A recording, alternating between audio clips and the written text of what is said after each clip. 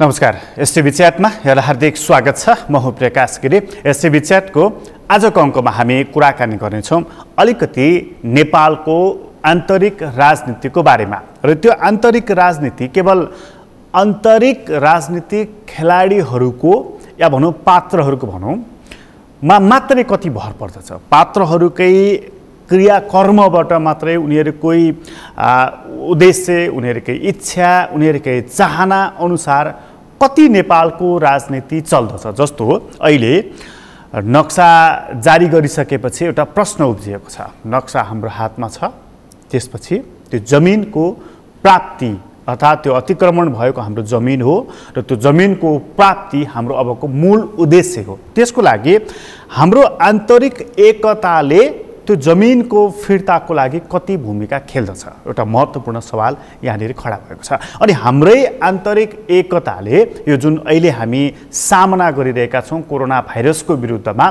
त्यसका विरुद्ध लड्नको लागि यसले कति मद्दत गर्दछ र हामी कति मिलिरहेका छौँ। यस्ता मूलभूत प्रश्नहरू रहेका छन् र यो मूलभूत प्रश्नहरू हेर्दै खोज्दै खोतल्दै जाँदाखेरि ठ्याक्कै सिंहदरबार बालुवाटार पुगिहाल्छ, सरकारमा ठोकिहाल्छ। सरकार चाहिँ के गरिरहेको छ।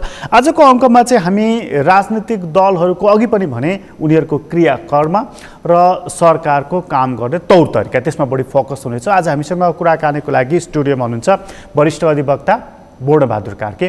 तपाईँलाई स्वागत छ। धन्यवाद। अब यो वामपन्थी राजनीतिलाई चाहिँ तपाईँ अलिकति नजिकबाट निहालेको मान्छे, पेसाले चाहिँ वकालततिर लाग्नु भएको छ, प्रेस काउन्सिलको जिम्मेवारी पनि सम्हालिहाल्नुभयो। एक हिसाबले भन्ने हो भने नेपाल राम्रोसँग बुझ्नु भएको छ। सरकारबाट प्रवेश गरौँ, यो सबै कुरा जोड्दै जाँदा सरकारमा पुग्छ।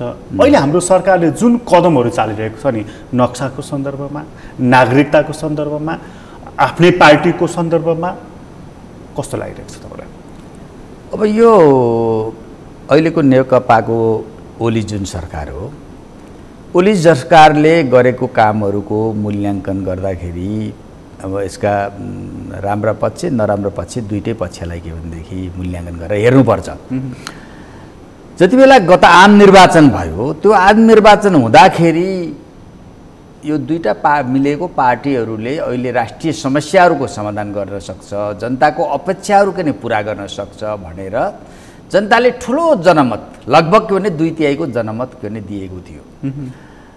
तर पहिलोपल्ट प्रधानमन्त्री ओली भन्दाखेरि जनताको आँखामा जुन के आकर्षण हुनुहुन्थ्यो, दोस्रो पल्ट त्यत्रो जनमत लिएर के प्रधानमन्त्री भइसकेपछि त्यति उहाँको के भयो भने कुरा गर्ने बढी, काम के भनेदेखि कम गर्ने किसिमको उहाँको प्रवृत्ति के देखा पर्यो। र अर्को कुरा उहाँले के गर्नुभयो भने वास्तवमा केही गर्नको लागि पहिलो कुरो त राष्ट्रिय आवश्यकता के हो भनेर पहिचान गर्नु पर्यो।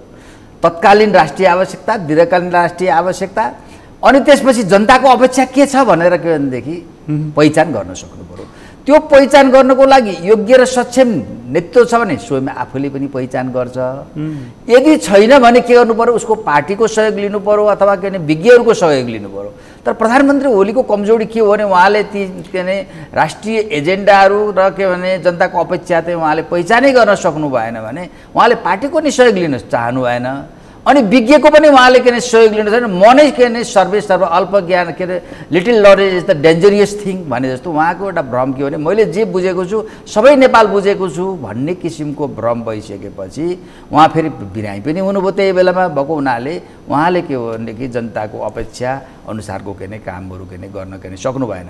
र अझ तपाईँले आउनु चाहिँ यो कोरोना भाइरस महाप्रकोपको सन्दर्भमा सम्म आइपुग्दाखेरि चाहिँ जसरी उहाँको नेतृत्वमा रहेका सरकारमा रहेका मन्त्रीहरूले मन्त्रालयहरूले नाङ्गो रूपले भ्रष्टाचार गरेको गर्ने जो आरोप लाग्यो, अझ जनताले त के भन्यो भने कात्रोमा पनि कमिसन खाने भनेर आरोप लाग्थ्यो भने अहिले लागिरहेछ।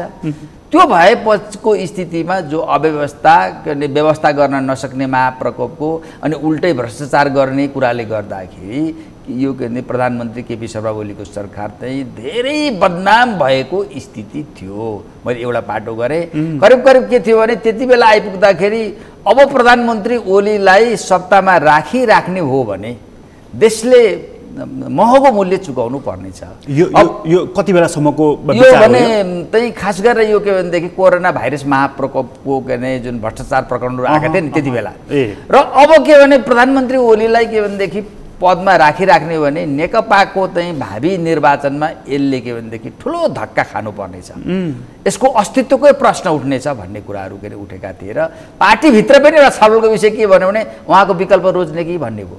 तर अब त्यही बेला के भयो भने यो के भनेदेखि नक्साकाण्ड आयो। नक्साकाण्डमा वास्तवमा त्यति बेला जुन बाटो के भनेदेखि निर्माण गरेको पनि भारतले के भने हेपा प्रवृत्तिले नै गरेको थियो। किन हेपा प्रवृत्ति थियो भने लकडाउनको बेला छ, जनता के भने सडकमा आइराख्ने अवस्था छैन, अनि प्रधानमन्त्री ओली पनि भारतप्रति के भने टसल गर्ने अवस्था उहाँको छैन, आन्तरिक के द्वन्द्व नै फसिराख्नु भएको छ।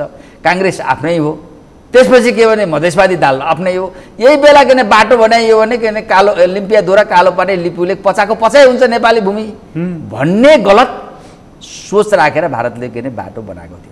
तर जनता लकडाउन छोडेर नेपाली जनतामा रहेको राष्ट्रवादी भावना, देशभक्ति भावना यसरी उर्ल्यो कि त्यसको अगाडि के हो त भनेदेखि सरकार, प्रमुख विपक्षी पार्टी नेपाली काङ्ग्रेस भयो, मधेसवादी दल हो, सबै झुक्नु पर्ने अवस्था के भनेदेखि आयो।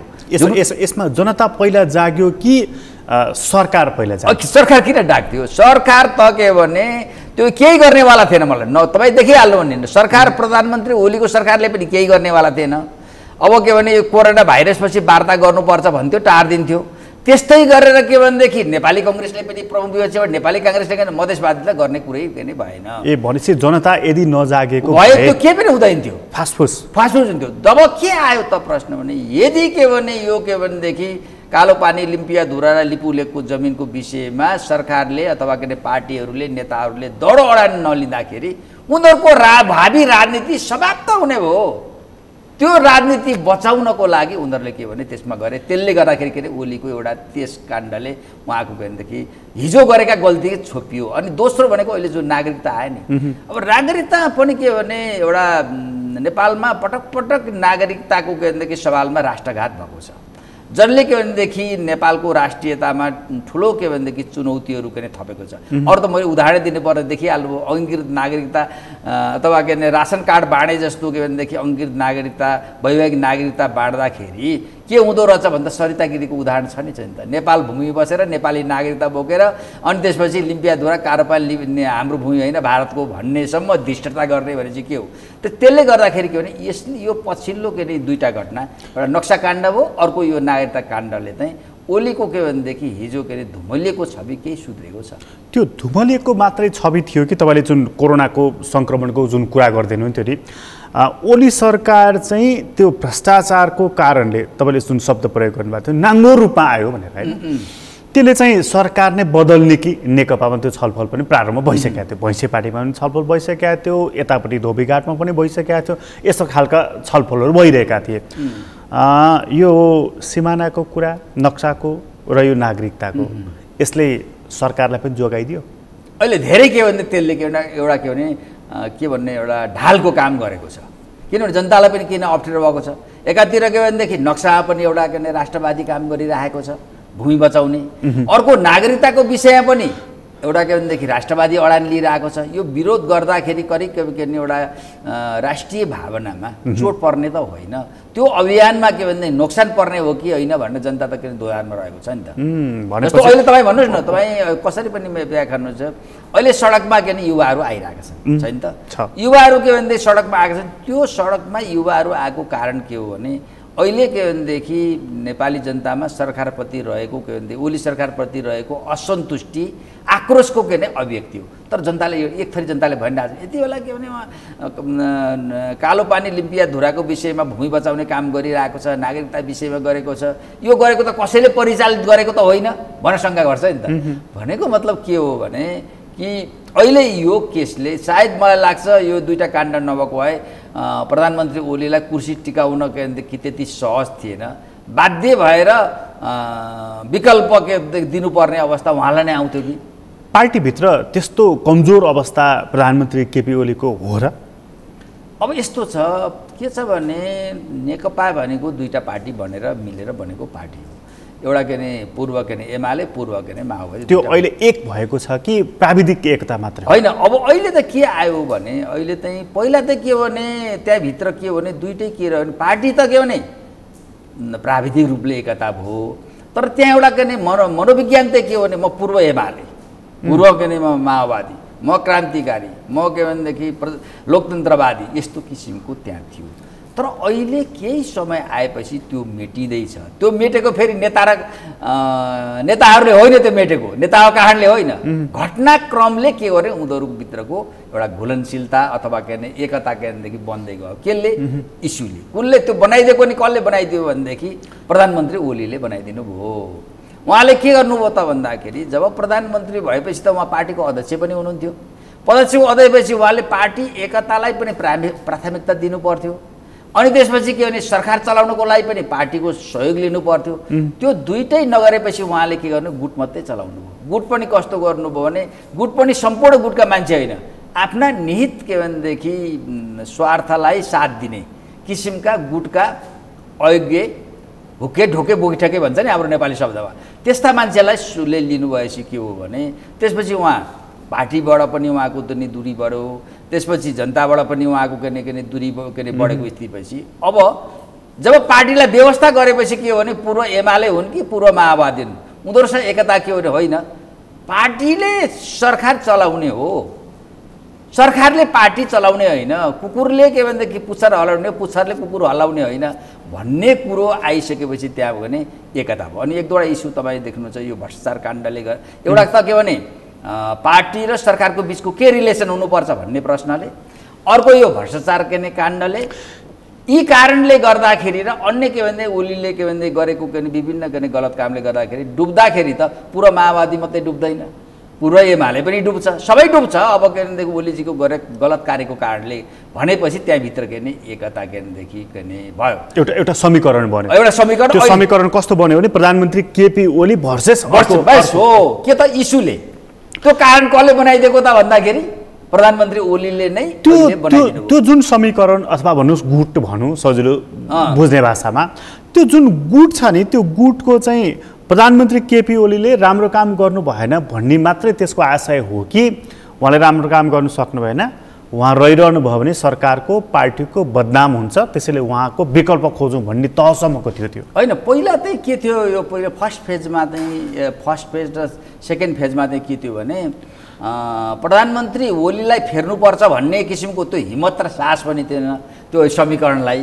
उसले के थियो भने कम्तीमा पनि के भनेदेखि खालि अर्कोतिर मात्रै नफर्किउन्, पार्टीतिर पनि फर्केर हेरिदिउन्, पार्टीको कुरा पनि रेस्पोन्स गरिदिउन् भन्ने किसिमको थियो पहिलो र दोस्रो के फेजमा।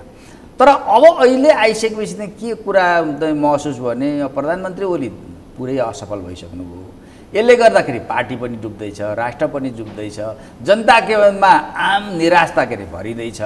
भयो भने त भोलि गएर त के भनेदेखि यो नेकपा भोलिको राजनीतिमा सिलो खोज्नुपर्ने अवस्था आउँछ। अहिले त्यहाँभित्र बहस पनि के चलेछ भने त्यही भन्नुहोस् न के भनेदेखि यो वेस्ट बेङ्गाल पश्चिम बङ्गालमा कम्युनिस्टहरूले के भने कति शासन गर्यो मार्क्सवादी कम्युनिस्ट पार्टी? करिब 40 वर्ष। बस 40 वर्ष के अरे शासन गरेपछि जब के भनेदेखि कुशासन गर्न थाल्यो नि सिद्धिन समय लाग्दो रहेछ नि। आज के भने त्यत्रो प्रभाव भएको त्यत्रो लामो इतिहासभर मात्रै हुँदो त रहन्छ। जब के हो भने जनताले साथ दिँदैन, जब के भनेदेखि शासन सत्ता चलाउन चुक्छन्, कुशासन गर्न थाल्छन्, त्यति बेला त्यो पार्टी जति नै इतिहास भयो नि, जति नै कार्यकर्ता भयो नि रहँदो रहेछ भन्ने त पश्चिम बङ्गालको उदाहरण हो नि। त्यो कुरा त अहिले त नेकपाभित्र पनि चलेको छ। त्यसकारण के भने हामीसँग यति पार्टीका कार्यकर्ता छन्, उति छन्, हामी अब के भने भोलि जे पनि गर्छौँ भन्ने सोच्नु हुँदैन, जनताले साथ दिनु हुँदैन भन्ने बहस त्यहाँभित्र सुरु भएको छ। हो, यो बहस त्यहाँभित्र सुरु भएको छ। तर त्यहाँभित्रको एउटा त्यो आन्तरिक हेर्दा समीकरण हेर्दाखेरि र नेताहरूको मुड हेर्दाखेरि मलाई एउटा कुरा मनमा के लागिरहेको छ भने जस्तो चाहिँ अस्ति वामदेव गौतमको सचिवालयले एउटा वक्तव्य निकाल्यो कि म प्रधानमन्त्री केपी ओलीसँग छैन, उहाँको कामप्रति मेरो असहमति छ र केही दिनमा छिट्टै शीर्ष तहका नेताहरूको अभिव्यक्ति आउँछ, म त्यही हुनेछु भन्ने वामदेव गौतमको सचिवालयको त्यो अभिव्यक्ति आयो भने मतलब वामदेव गौतम पनि अब प्रचण्डजी, माधव कुमार नेपाल, झलनाथ खनालकै कितामा रहेको देखियो होइन। तर त्यो सचिवालयको बैठक बस्यो उहाँहरूको, त्यो सचिवालयको बैठकले एउटा प्रश्नसम्म पनि प्रधानमन्त्री केपी ओलीलाई के गर्न सकेन भने तपाईँले अध्यादेश किन ल्याउनु भयो, तपाईँले यस्तो बेलामा पनि अहिले तपाईँले भन्नुभयो नि होइन, यस्तो बेलामा पनि कात्रोमा गोजी हुँदैन है भनेर किन भन्न सकेन, यस्तो बेलामा पनि सेनालाई औषधि खरिद गर्नको लागि किन तपाईँले जिम्मेवारी दिनुभयो भनेर यो प्रश्न पनि गर्न सकेन। र हुँदा यी सबै प्रकरणमा पार्टी पनि बदनाम हुने क्रममा रहेको हुनाले एउटा वक्तव्य जारी गरौँ, गल्ती भएछ एउटा क्षमा मागौँ पनि भन्न सकेन। भनेपछि त प्रधानमन्त्री केपी ओली कहाँ कमजोर हुनुहुन्छ र, उहाँ त बलियो नै हुनुहुन्छ नि होइन, यो प्रश्न उठाउन सक्ने तहमा त अरू नेताहरू हुनुहुँदो रहेछ नि। यस्तो छ, यस्तो के छ भनेदेखि तपाईँले तिनै सन्दर्भमा भन्नुभयो सचिवालयको बैठकमा यिनीहरूको कुरा नउठेको होइन, कैयौँ कुरा यिनीहरूले के राखे भने पार्टीभित्रको धेरै दरार आउला भनेर कैयौँ कुरा यिनीहरूले बाहिर ल्याएनन्। यिनीहरूको घोचपेच अथवा यस्ता तपाईँले अहिले भन्नुभएका कुरा उनीहरूको मैले सुनेसम्म उनीहरूको सचिवालय बैठकमा के उठेको हो। र यसलाई लगेर अब के भने यहाँ मात्रै नै स्थायी समितिमा लगेर छलफलको विषय बनाउनुपर्छ। अहिले गरिरहेको सरकारले कामहरू सरकारको अबको औचित्यका विषयमा छलफल बनाउनुपर्छ भन्ने कुरा उठिसकेपछि नै प्रधानमन्त्री ओलीले त्यसपछि टार्न खोज्नु भएको हो भन्ने कुरा हो। अब अहिले के देखिन्छ भनेदेखि जस्तो यो पार्टीभित्र अहिले तत्काल प्रधानमन्त्री ओलीको विकल्प दिँदाखेरि अहिले के भने नागरिकताको इस्यु भयो, यो नक्साको इस्यु हो, विभिन्न कुरा आएको छ। अहिले एकातर्फ राष्ट्रिय एकताको प्रश्न आइरहेको छ। यो बेला पार्टीभित्रमा के भनेदेखि नेतृत्व चेन्ज गर्दाखेरि अरू के भनेदेखि अन्तर्विरोध सिर्जना हुने, राष्ट्रिय एकतामा पार्टीभित्रको एकतामै प्रतिकूल असर पर्ने हो कि के हो भन्ने विषयमा एउटा उनीहरूको एउटा पक्ष कुराहरू सोच देखिन्छ। तर एउटा निष्कर्षमा चाहिँ के भने पार्टी पङ्क्ति त्यो मात्रै होइन, अहिले त के भने प्रधानमन्त्री ओलीको गुट नै सबभन्दा ठुलो गुट हो। अब अहिले त्यो गुटमा के भने केही सीमित मान्छे भने अधिकांश गुटका मान्छेहरू पनि के निष्कर्षमा पुगिसक्यो भने प्रधानमन्त्रीबाट चल्दैन, कहीँ बोल्न अब देशको प्रधानमन्त्री नबोली हुँदैन, बोलो कि त्यो नै के भनेदेखि अब 1 महिनासम्म इस्यु बनिदिन्छ, जनताको गाली गर्ने। अहिले बेसार काण्ड भइरहेछ नि, कहिले बेसार काण्ड हुन्छ, कहिले के काण्ड हुन्छ होइन। त्यो भएको हुनाले अब प्रधानमन्त्री ओलीबाट के चल्दैन भन्ने त निष्कर्षमा उहाँकै गुटका मान्छे पनि पुगेका छन्, पार्टी पङ्क्ति त पुगेकै छ, आम जनता त पुगेकै छन्। अब त्यसलाई कसरी व्यवस्थापन गर्ने भन्ने कुरा हो। अब मलाई लाग्छ प्रधानमन्त्री ओलीको नि एउटा मनोबल के जस्तो लाग्छ भने उहाँको नि मनोबल अब गिरिसकेको छ, किन जनताले पनि अविश्वास मात्रै प्रकट गर्छ, पार्टीले पनि विश्वास गर्दैन, कसरी चलाउने होला भन्ने किसिमको उहाँलाई के भने उहाँको पनि भित्री धनु चाहिँ मलाई भाँचिए जस्तो आत्मबलको धनु हुन्छ नि, भाँचिए जस्तो उहाँका अभिव्यक्ति व्यवहारबाट त्यस्तो देखिन्छ। तर पार्टीमा त उहाँ अल्पमतमा रहेको कुरा त वामदेव गौतमको अभिव्यक्तिले बुझाइ नै हाल्यो होइन। पार्टीमा चाहिँ अल्पमतमा निर्णयहरू चाहिँ उहाँकै मात्रै लागु हुने, अरू सबै चाहिँ फर्के किनाराका साक्षी जस्तो बनेर हजुर मात्रै गरेर हिँड्ने भने चाहिँ यसको पछाडिको कारण के लाग्छ तपाईँलाई? होइन यस्तो त्यो चाहिँ के हो भने जस्तो के भने त्यो कुन फ्याक्टरले काम गरेको जस्तो पहिला हुन त तपाईँले भनेको नि अहिले तपाईँले सोध्न खोजिराख्नु भएको छ, म उत्तर चाहिराख्नु भएको छ। त्यहाँ चाहिँ के भने प्रधानमन्त्री ओली बाघ हुनुहुन्छ, अरू चाहिँ के भने स्यालको भुइँगा मात्रै छन् कि भनेर तपाईँले भन्न खोज्नुभयो। त्यो प्रवृत्तिगत रूपले त्योमा केही तपाईँले भनाइमा सत्यता छ। प्रधानमन्त्री बहुत जिद्दी स्वभावको हुनुहुन्छ, आफ्नो जिद्दीको लागि उहाँ जे पनि गर्न तयार हुनुहुन्छ। त्यहाँ कैयौँपल्ट तपाईँ देख्नुभयो नि मिटिङमा छलफल हुनुहुन्छ, उहाँको मन परेको विषय म बिरामीमा उठेर हिँड्नुहुन्छ। त्यो जिद्दी स्वभाव छ उहाँको होइन। त्यो जिद्दी स्वभावले कहीँ गरेर पार्टीलाई ठुलो क्षति पुर्याउने हो कि भनेर पनि अन्य नेताहरू डराएको स्थिति देखिन्छ। कहीँ गरेर प्रधानमन्त्री ओलीलाई एउटा जिम्मेवार र उत्तरदायी बनाउन भनेर बढी दबाब दिँदाखेरि त्यसको दिने प्रधानमन्त्री ओलीले दिने कठोर रियाक्सनले पार्टीलाई ठुलो असर गर्छ कि के गर्छ कि भन्ने पनि भयो होला। उहाँ कठोर कुन तहसम्म जान सक्ने? अब हेर्नुहोस् प्रधानमन्त्री ओलीको विषयमा मेरो मूल्याङ्कन मान्छेको भिन्न भिन्न छ। जस्तो के भने तपाईँ देख्नुहुन्छ बाघ शिकार खोज्न सहरमा पस्यो भने कहिले पनि बोल्दैन क्या, कराउँदैन। तर त्यसबाट रिस्क फिल गर्ने को कराउँछ? कुकुर कराउँछ नि त, भुक्छ नि त होइन। त्यस कारण जसले के भने खतरा महसुस गर्छ ऊ कराउने हो, जसले खतरा महसुस गर्दैन ऊ चुप्प मौन लाग्ने हो। र प्रधानमन्त्री ओली जसरी के भने उहाँको जिद्दीपन छ, तर के भने उहाँ जसरी के भनेदेखि एकदम आक्रोशित रूपमा अथवा प्रस्तुत हुनुहुन्छ यो सन्दर्भमा त उहाँ प्रधानमन्त्री हो कि को हो धेरै अशिष्ट तरिकाले प्रस्तुत हुनुहुन्छ नि उहाँको बोलीको शैली कसैलाई के भने कसरी के नि भन्ने यस्तो चिजको प्रयोग हुन्छ भन्दाखेरि के भन्छ भने मनोवैज्ञानिक रूपमा उहाँको भित्र पनि पर्याप्त के नि कमजोरीहरू छ तर त्यसलाई अभिव्यक्तिमा चाहिँ उहाँ के नि वाक्यको रूपमा आफूलाई प्रस्तुत गर्नुहुन्छ यहाँनिर अर्को एउटा सन्दर्भ जोडिहाल्यो एउटा मात्रै सन्दर्भ जोड्छु जस्तो चाहिँ प्रधानमन्त्री यसरी बोलिराख्नु भएको छ यति धेरै संसदमा 2.5 घण्टा प्रतिनिधि सभामा राष्ट्रिय सभामा अन्यत्र पनि अनि यो 1.5 महिना यता चाहिँ प्रचण्डजीको मौनता बडा अनौठो लागिरहेको छ क्या बडा दिनमा 3 चोटि भाषण गर्ने मान्छे प्रचण्डजी उहाँ चाहिँ मौन हुनुहुन्छ प्रधानमन्त्री चाहिँ बोलिराख्नु भएको छ यसको केही कारण साइनो सम्बन्ध केही देख्नुहुन्छ अहिले यस्तो लाग्छ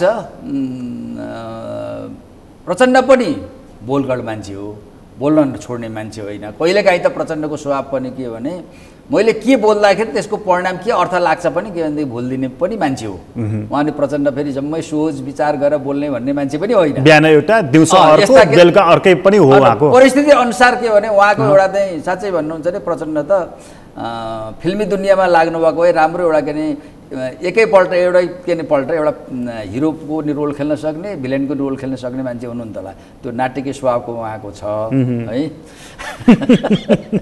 तर अहिले कलाकार बन्नु भएन उहाँ बन्नु भएन राजनीतिमा आउनुभयो अनि किन राजनीति र कलाकारको बिचमा आकाश जमिन हुन्छ के भनेदेखि तपाईँलाई थाहा छ के भने कलाकारहरूमा जे स्क्रिप्ट दिन्छ त्यही भूमिका निभाउने हो तर राजनीतिमा आफ्नो कुनै निर्णय हुन्छ आफ्नो लक्ष्य हुन्छ अर्को पनि भनिन्छ नि जस्तो कलाकार चाहिँ कस्तो भने सुविस्तामा चाहिँ मानिस कलाकार हुन्छ अरे बुझ्नु होइन अभिनय गर्छ नि त होइन तपाईँले भने जस्तो स्क्रिप्टलाई चाहिँ उसले राम्रो भूमिका निर्वाह गर्छ सङ्कटमा चाहिँ सङ्कटले चाहिँ नेता जन्माउँछ भन्छ क्या त्यही त हो त अहिले त सङ्कट छ नि त हो नेताको खडेरी चाहिँ किन सही कुरा हो के हो भने जस्तो के हो भने लिडरसिप जन्मिने भनेको जब कुनै समाज राष्ट्र अथवा कुनै समुदाय कुनै के भने केही बाटो नपाएर अन्यल पर्छ नि त्यति बेला उसले एउटा अगुवा खोज्छ क्या बाटो यताबाट जानुपर्छ त्यहाँ पुगिन्छ भनेर त्यही नै लिडर हो बाटो देखाउने लिडर हो होइन बाटो देखाउने र अगाडि लागेर आउनु सुरक्षित साथ म सही के भने डेस्टिनेसनमा पुर्याउँछु भन्ने नै लिडर हो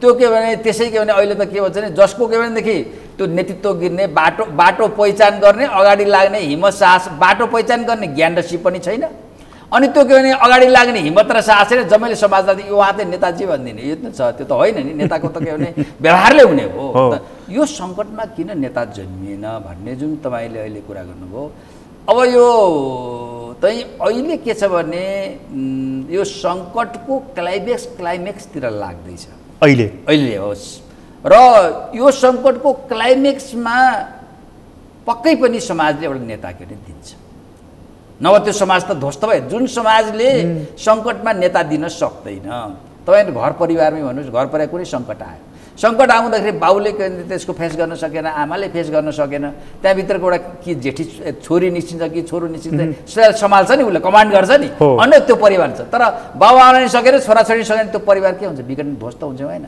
त्यस्तै गरेर एउटा राष्ट्र जब के भने भइरहेका मानिसहरूलाई जसले जिम्मेवारी दिएको छ त्यसले नेतृत्व दिन सकेनन् र जिम्मेवारी लिन सकेनन् भने त्यसपछि के हुन्छ त्यहाँबाटै समाजबाटै अर्को के भनेदेखि नेता के भनेदेखि जबरजस्त रूपमा अगाडि आउन सकेन भने त्यो दोस्त राष्ट्र के हुन्छ दोस्त हुन्छ समाप्त हुँदै जान्छ हाम्रो त्यही हो हामी दोधारमा छौँ अहिले स्थितिमा छौँ अहिले ठ्याक्कै दोधारमा छौँ हामी म तपाईँलाई बडा गजबको पोइन्टमा हामी आइपुगेका छौँ दोधारमा छौँ जस्तो हामीले नक्सा जारी गरेका छौँ जमिनको प्राप्तिको दिशातर्फ अब हामी जानुपर्नेछ गइसकेका छैनौँ नागरिकताको सन्दर्भमा एउटा स्टेप लिएको छ अब संसदबाट पारित हुनु बाँकी आदि इत्यादि त्यसका प्रक्रियाहरू छँदै नै छन् तर त्यो बहुमतको हिसाबमा अहिलेको हिसाबले गए पास हुनेछ र भनेको यसले हाम्रो भारतसँगको सम्बन्ध तिक्ततापूर्ण छ अघि तपाईँले भनिहाल्नु भारतले हामीलाई मिचेको हो हेपेकै हो प्रत्युत्तर हामीले कडा दिएकै हौँ यसपछिको स्टेप हाम्रो के हुने भन्ने कुरा बाँकी छ भारत हामीसँग चिडिएको छ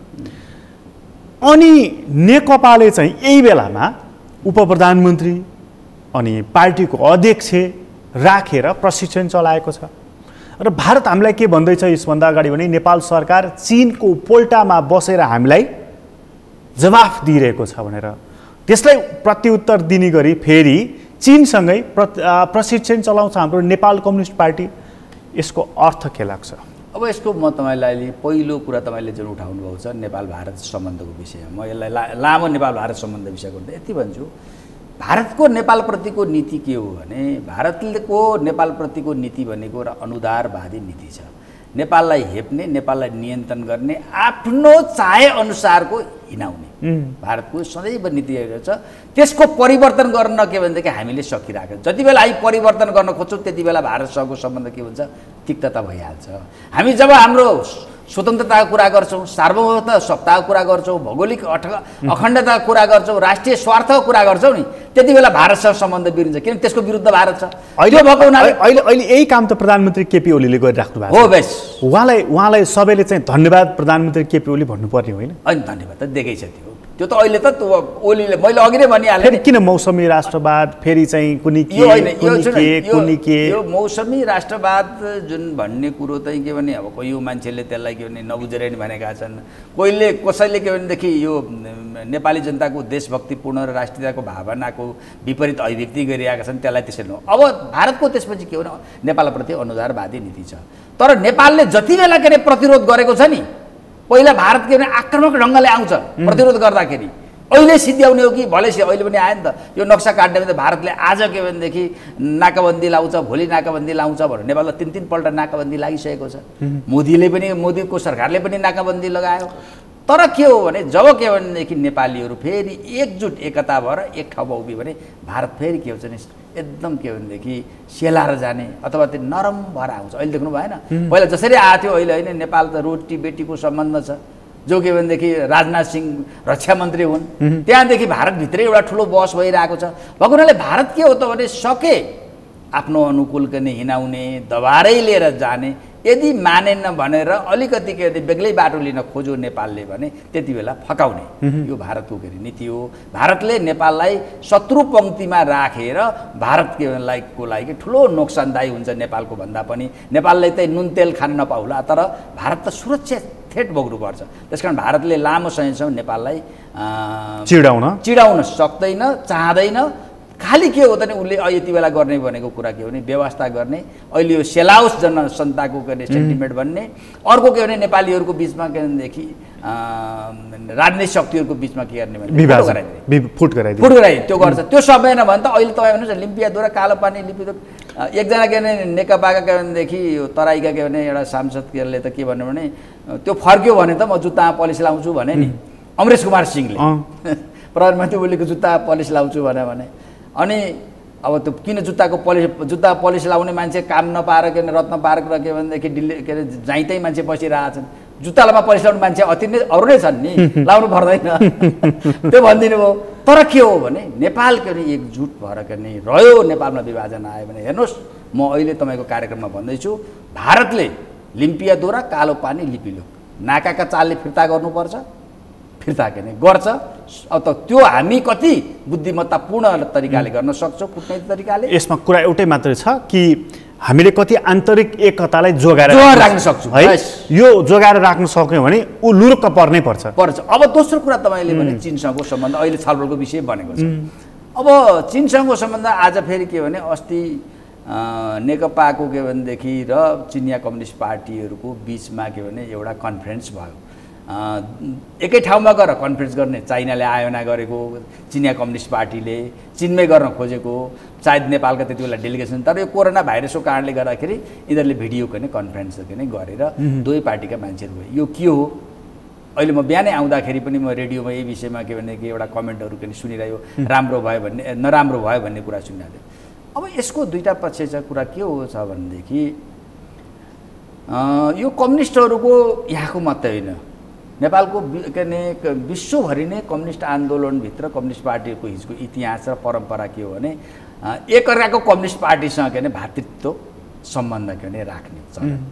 र त्यो त अहिले त धेरै कम भएको, पहिला त संसारभरि नै त्यो के अरे सम्बन्ध के अरे राखिन्थ्यो।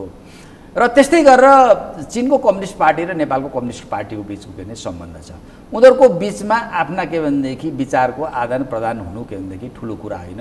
यो के भने कम्युनिस्ट आन्दोलनको दृष्टिकोणले, अभ्यासको दृष्टिकोणले त्यसलाई हामीले स्वाभाविक रूपमा लिन्छ।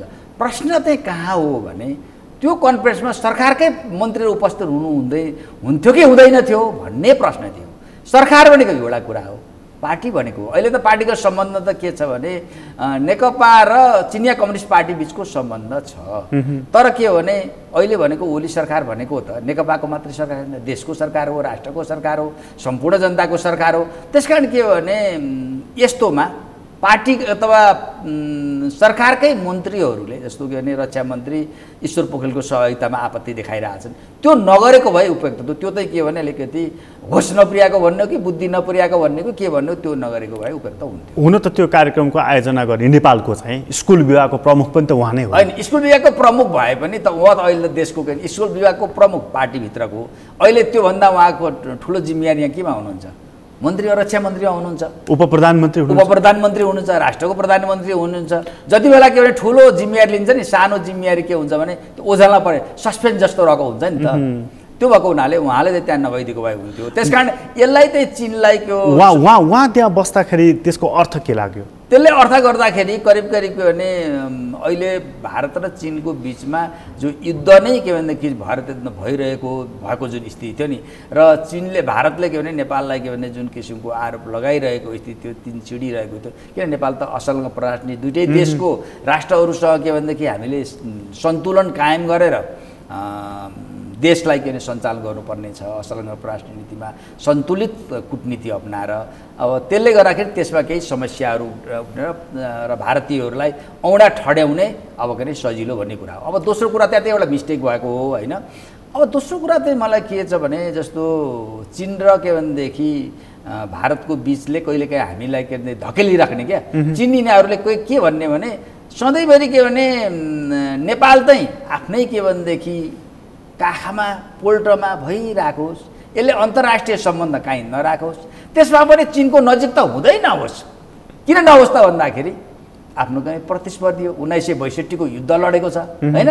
त्यो भएको हुनाले के भने चाइनिजहरू चाहिँ प्रायः जसो के नेपाललाई के भनेदेखि केही दोष लगाउनु पर्यो भनेदेखि यो चिनको नजिक गयो। हामी राष्ट्रिय मुद्दा हाम्रो के अरे भूमि खुन्छ, लिपियाद्वारा कालो परे लिपिलेको कुरा उठाउँछौँ, चिनले उचालो भन्छ।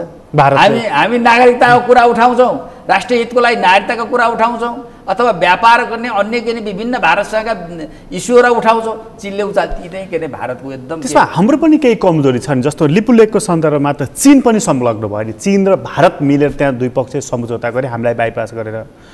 अनि अस्ति सगरमाथाको उचाइ नाप्न पनि चिन गयो। हामी प्रश्न त फेरि चिनतर्फ उठाउँदैनौँ, भारततर्फ चाहिँ फेरि यो दलालै भयो गद्दारै भयो भन्न पनि कति पनि बेर लाउँदैनौँ फेरि। मतलब यो चाहिँ के हो? चिन चाहिँ भयङ्कर हाम्रो मित्र, अङ्गालो मार्नुपर्ने, काखी च्याप्नुपर्ने, भारत चाहिँ धकेल्नु पर्ने नि त होइन होला नि त। दुइटै उस्तै होला नि त, जसले गरे पनि बदमासी त बदमासी नै हुनुपर्छ। तुलना आम नेपाली जनताको एउटा के अरे मनोविज्ञान भनेको दुईटा देशहरूप्रतिको सम्बन्धका हिसाबले भूगोल भन्नुहोस्, हाम्रो के अरे दक्षिण ढलो छ, दक्षिणतिर ढल्किएको देश छ। त्यसपछि के भने खुला सिमाना छ, इतिहास भन्नुहोस्, भूगोल भन्नुहोस्, धर्म संस्कृति सबैले के छ भने भारतसँग नजिक छ। तर जोसँग नजिक बढी हुन्छ उसँग के हुँदैन बढी के नि विवादहरू के नि हुन्छ। अब के भने एउटै खाटमा तपाईँ सुत्नु भयो भने खुट्टा लाग्छ, अलग अलग खाटमा सुत्ने मान्छे खुट्टा लाग्छ त लाग्दैन नि। त्यस्तै गरेर भारतसँग के भने निकटता पनि छ, उसँग के भनेदेखि समस्याहरू पनि छ। अब चिनसँगको कुरा चाहिँ के हो भने चाहिँ भौगोलिक रूपले पनि अलिकति टाढा छ के भनेदेखि यो के भनेदेखि विभिन्न किसिमका उसले गर्दाखेरि चिनसँगको त्यत्रो ठुलो के भने घुलमिल छैन। तर चिनको एउटा कुरा नेपाली जनतालाई सधैँभरि आत्मामा रहेको कुरा, नेपाली जनताको उसले उच्च मूल्याङ्कन गरेको कुरा भने चिनले आफ्नो के भनेदेखि नेपालको यत्रो के लामो इतिहासमा खास गरेर 7 साल पछि भन्नुहोस् कहिले पनि नेपालको राजनीतिमा प्रत्यक्ष हस्तक्षेप त्यसरी के गरेको छैन। अथवा उसले वातावरण के भने यस्तो गरिदिउन् भन्ने चाहना राखेको छ। तर डाइरेक्ट तिमीले यो गर भने जस्तै भारतीयहरूले निर्देशन जारी गर्छन् नि, माइक्रो म्यानेजमेन्ट गर्ने त्यस्तो के नै गरेको छैन। एउटा हिजो भारत जुन भूमिका खेल्थ्यो, जस्तो भारतीय राजदूत जसरी चाहिँ नेताका कोठामा झार्थे नि, यसोको कारण उनीहरू आलोचित भएका हुन् नि त होइन? हो त, अति गर्यो तिमीहरूले होइन? अहिले चाइनिज राजदूतको त्यही छ। अब यो हेर्नुहोस्, चाइनिज राजदूतको अहिले पनि पहिलाको भन्दा त चिनिया के भनेदेखिको भूमिका पनि पहिलाको भन्दा सक्रियता बढेको छ। पहिला जस्तो छैन, होइन भने नेपालको आन्तरिक मामला हस्तक्षेप नगर्ने, तर जति बेला नेपाल सङ्कटमा पर्छ फेरि दिल खोलेर सहयोग गर्ने। चिनियाहरू अन्य देशको लागि व्यापारी छन्, तर नेपालको लागि व्यापारी छैनन् है।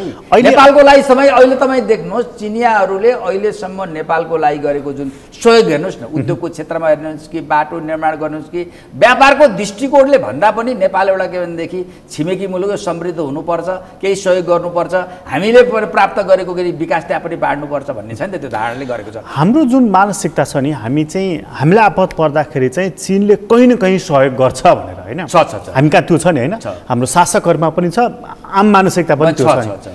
अहिले जुन हाम्रो सिमानामा जुन समस्या परिरहेको छ नि, भारतीय सेना कवाज खेलेर बसिरहेको छ नि, त्यो त हामीलाई असह्य छ नि त होइन।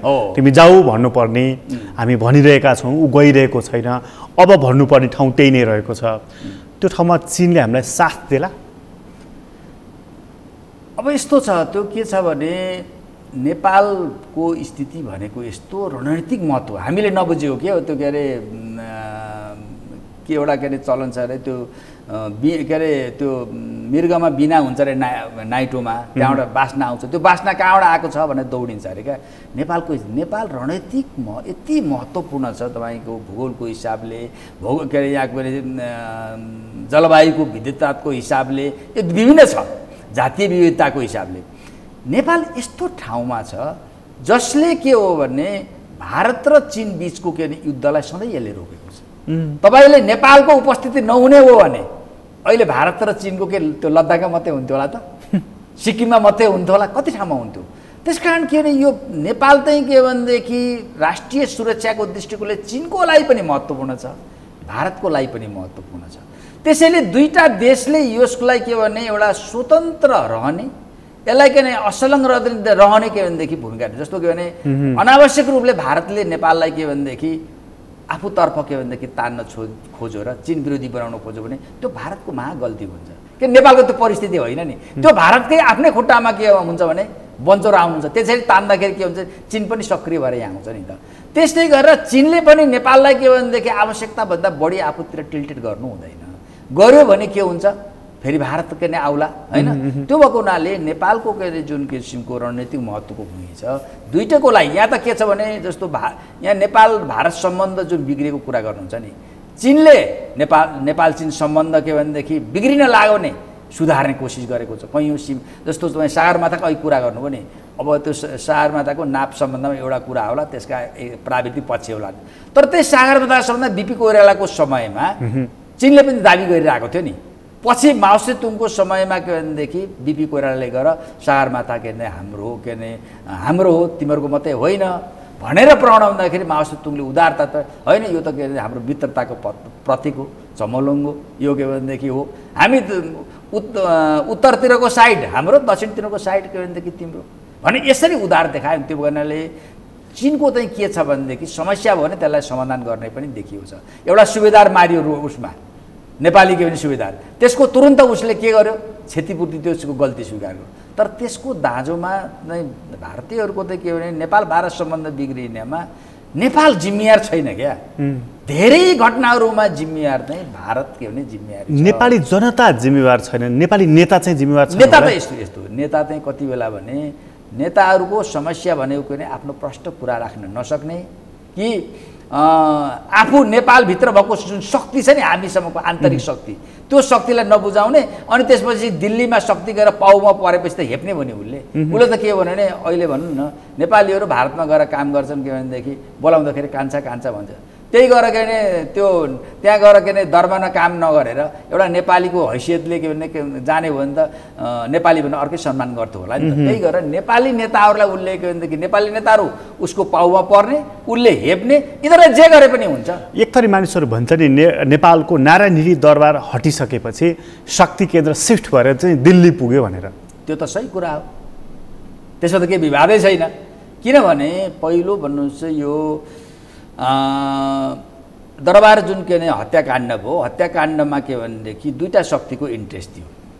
एउटा भनेको पश्चिमा शक्तिहरू के चाहन्थे भने दरबारलाई के भनेदेखि यहाँको राजतन्त्र हटाइदिइसकेपछि चाहिँ यहाँ जो स्पेस खाली हुन्छ त्यो स्पेसमा के भनेदेखि हामी आउन सकिन्छ र नेपाललाई एउटा अखडा बनाउन सकिन्छ भन्ने किसिमको पश्चिमाहरूको थियो। इन्डियनहरूको भने राजतन्त्रले सधैँभरि के भनेदेखि दुःख दियो, यो अलग्गै केन्द्र बन्छ, यसलाई के भने हटाइदिने हो भनेदेखि दिल्ली केन्द्र बन्थ्यो भन्ने दुईटैको के भनेदेखि एउटा जोइन्ट भेन्चरमा के बन्यो त भने राजतन्त्र गयो नि त। त्यो गएपछि त के हो त भने अब अहिले त्यहाँ के सङ्घर्ष भयो अहिले त देखिरहेको हुन्छ नि। त्यो राजतन्त्र समाप्तिपछि त्यसपछि सिफ्ट भयो, केन्द्र कहाँ बन्यो भनेदेखि दिल्ली बन्यो। दिल्ली बन्यो भनेर हामीले के एउटा के भने सही व्याख्या गर्दाखेरि भन्नुपर्छ भने ती के भने नेपाली काङ्ग्रेस पनि गएको छ। नेपाली काङ्ग्रेसको त हिजोदेखिकै तीर्थस्थल भयो, जन्मस्थलै भयो, त्यो त्यहाँ त के अरे पवित्र स्थल भयो। अब त्यसपछि मधेसवादी दलको त कुरै भएन। पछि के अरे कम्युनिस्ट अलिक तारा बस्दै पछि कम्युनिस्टहरू पनि जान थाले। त्यो त सबैको के भने भयो। अनि पञ्चहरू पनि जाने त्यो किसिमको भयो नि त। भएपछि त्यो किसिमको के भने केन्द्र पनि भन्यो। अब अहिले के भने के गरिरहेछ भने अब पश्चिमाहरू अमेरिका इन्डो पेसिफिक स्ट्राटेजीको अन्तरमा फेरि आफूलाई नेपालभित्रै बसेर फेरि अमेरिकन केन्द्र बनाउन खोजिरहेछ। यहाँ हेर्नुहोस्, यहाँ अहिले के अरे नेपालमा यस्तो छ त, नेपालको के अरे केलाई केन्द्र बनाउने कुरा त कता हो एउटा के अरे भारतले बनाइरहेछ। अब अर्को फेरि के हो भने मेरो पनि के अरे नेपालमा एउटा केन्द्र बनाउँछु भनेर इन्डो पेसिफिक स्ट्राटेजीको झन्डा बोकेर को आएको छ भनेदेखि अमेरिका के अरे आएको छ। त्यसकारण एमसीसी त्यसैको लागि हो। र त्यही एमसीसीका विषयमा अब अहिले के भने अहिले तत्काल त भारतीयहरूले विरोध गरेको छैन, तर भोलि के अरे यो जब स्ट्राटेजी पश्चिमाहरूको बुझे अलिक ढिलो बुझ्छन् क्या पश्चिमाहरूको स्ट्राटेजी इन्डियनहरू बुझेपछि अनि त हाम्रो विकल्प अर्को केन्द्रमा खडा गर्न थालिएछ भन्ने बुझ्लान् होइन। नेकपाले चाहिँ यसलाई पास गर्ला कि अहिले जहाँ जसरी विवाद देखिएको छ, दुईवटा किता देखिएको छ, यो भइसक्यो है। त्यो भएको हुनाले के हो भने अब एउटा आवश्यकता के हो भने नेपाल केन्द्र बनाउनु पर्यो। यसको मतलब राजतन्त्र पुनर्स्थापना केन्द्र बनाउनु पर्छ भन्ने मेरो मान्यता होइन। राजतन्त्र त गइसक्यो, इतिहासको विषय भयो। अब भनेको नेपालभित्रै एउटा शक्ति केन्द्र बनाउनु पर्यो। अहिले नेपालको राजनीति भनेको बिना मियोको दाई जस्तो भएको छ। जब के भने मियो हुँदैन नि त्यो देशको राजनीति के ने कसरी के ने गोरु बतासिन्छन्, त्यस्तै अहिले नेपालको राजनीति। त्यसको कारण के हो भने राजतन्त्र समाप्ति भइसकेपछि नेपालभित्र मियो खडा हुन सकेन। अब मियो खडा गर्नुपर्छ। अब मियो कसले खडा गर्ने हो? कम्युनिस्टले गर्छ कि काङ्ग्रेसले गर्छ कि के हो त? भोलि भविष्यले देख्ला त नयाँ शक्तिले आएर गर्छ कि त्यो चाहिँ भोलि देखिएला। त्यस कारण के भने मियो के भने एउटा मियो चाहिँ अब तपाईँले भन्नुभयो के भने इन्डो पेसिफिक स्ट्राटेजी के हुन्छ त नेकपाभित्र भन्ने कुरा गर्नु पनि पास हुन्छ होइन। अहिले जिज्ञासा विषय छ। मलाई लाग्छ अब करिब करिब यो 99% पास नहुने स्थितिमा के पुगिसक्यो। पास नहुनेमा पुगिसक्यो। कसरी पुगिसक्यो भने पहिला चाहिँ यो यसको लागि पुरै ठेक्कापट्टा ल्याएर पास गराएर छोड्छु भन्ने लिएको नेपाली काङ्ग्रेसका अहिलेका अध्यक्ष पूर्व शेरबहादुर देउपाले। अब उहाँको गर्ने सङ्ख्या हैसियतले उहाँले मुखले मात्रै बोल्ने हो त संसदमा अनुमोदन पुग्दैन छैन। त्यो भनेको अब दोस्रो त्यसपछि ठेक्का लिएको भनेको केपी शर्मा ओली। अब केपी शर्मा ओलीको के हो भने आम जनताको पनि अत्यधिक विरोध। अहिले त एमसीसीको विरुद्धमा यति चिरफार भएको छ, यति चिरफार भएको छ कि अब त्यो के जनतामा पनि त्यसको के विरोधमा के जनतामा छ।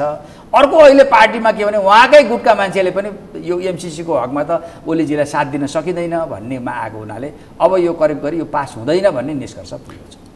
तर प्रधानमन्त्री ओलीको एउटा रेकर्ड के पनि छ भने आफू अल्पमतमा रहेर पनि आफूले चाहेका एजेन्डाहरू चाहिँ छिराइ छोड्ने, त्यसलाई अघि बढाइ छाड्ने उहाँको पनि देखिएको छ। यो सकिँदैन भने उहाँ निष्कर्ष पुग्नु भएको। तर उहाँहरू प्रतिनिधि सभामा भएन भने राष्ट्रिय सभा मार्फत पनि त्यसलाई होइन। यस्तो छ पार्टीले जब के भने अहिले जसरी के नै वातावरण बनेको छ एमसीसी त अब पास गर्न उहाँले सक्नुहुन्न। उहाँहरूको अहिलेको त स्ट्राटेजी के हो प्रधानमन्त्री ओलीको भने मैले गर्न त मरेर घुँडा टेकेर गरेको थिएँ, तर के अरे प्रचण्डले धोका दिए, माधव कुमार नेपालले धोका दिए, पार्टीले धोका दियो, त्यसले गर्दाखेरि मैले सकिनँ, मैले त गर्न खोजेकै थिएँ भनेर भन्ने हो अमेरिकाले। त्यति हो। मैले चाहिँ असाध्यै प्रयास गरेको थिएँ तर मैले के भने अरूले गरेको कारणले उहाँले बल गर्न खोज्नुभयो भने चाहिँ बल गर्नुहुन्न। बल गरेर नि पार लाग्दैन। बल गरेर अहिले जुन अहिले उहाँले त्यसरी बल गर्नुभयो भने त भोलि गएर यो इस्यु त के भनेदेखि उहाँलाई पार्टीको कारबाहीको विषय बन्ला। धेरै कुराहरू छ नि। त्यो भने त पार्टी फुट्ने कुरा भयो। अनि पार्टी फुट्ने होला, निष्कासन होला, के होला। फेरि के भने तपाईँले देख्नुभएको छ नेपालको के भनेदेखि यो राजनीति इतिहासमा जुन 46 सालपछि त्यो पार्टी फुटेको पार्टीले के जम्नै सकेन नि कुनै पनि। अब अहिले के भनेदेखि पार्टी अब अहिले फुट्ने भनेको त ओलीजीले के सानो गुट लिएर जाने नै हो। एकातिर जनतामा आम के भनेदेखि बदनाम छ, अर्कोतिर के भने राष्ट्रिय इस्युहरूमा पनि उहाँको अडान के गलत हो भने देखिएछ। अनि त्यो पार्टी गुट कसरी टिक्छ भनेपछि उहाँले बल गर्नुभयो भने पार्टीले चाहिँ एक्सन लिन सक्छ। त्यो गर्नुहुन्न। मैले अहिलेसम्म बुझेको छ उहाँको साइकोलोजी अनुसार चाहिँ मैले अत्यधिक प्रयास गरेँ, तर अरू नेताको कारणले यसलाई असफल गराएर दोष जस्तै अरूको टाउकोमा हालिदिएर यसलाई के भनेदेखि पास नभए नहोस् भन्ने। त्यसपछि नेकपाभित्रको आन्तरिक विवाद पनि मिल्यो त्यसपछि यसमा त उहाँलाई पनि बच्नुभयो। अब तत्काल त्यो स्थितिमा तुरुन्त के भने उहाँको विरुद्धमा फेरि आवाज निकाल्न पनि पार्टीलाई पनि अप्ठ्यारो होला। अर्को मुद्दा आउनु पर्यो। तपाईँलाई धेरै धेरै धन्यवाद। धन्यवाद। आदरणीय दर्शकवृन्द, तपाईँलाई पनि धन्यवाद। आज हामीले कुराकानी गऱ्यौँ वरिष्ठ अधिवक्ता बोर्णबहादुर कार्कीसँग। उहाँसँगको कुराकानीहरूलाई यति नै। एसटिभी च्याटबाट म प्रकाश गिरीलाई बिदा दिनुहोस्। सगरमाथा टेलिभिजन हेर्दै गर्नुहोला। नमस्कार।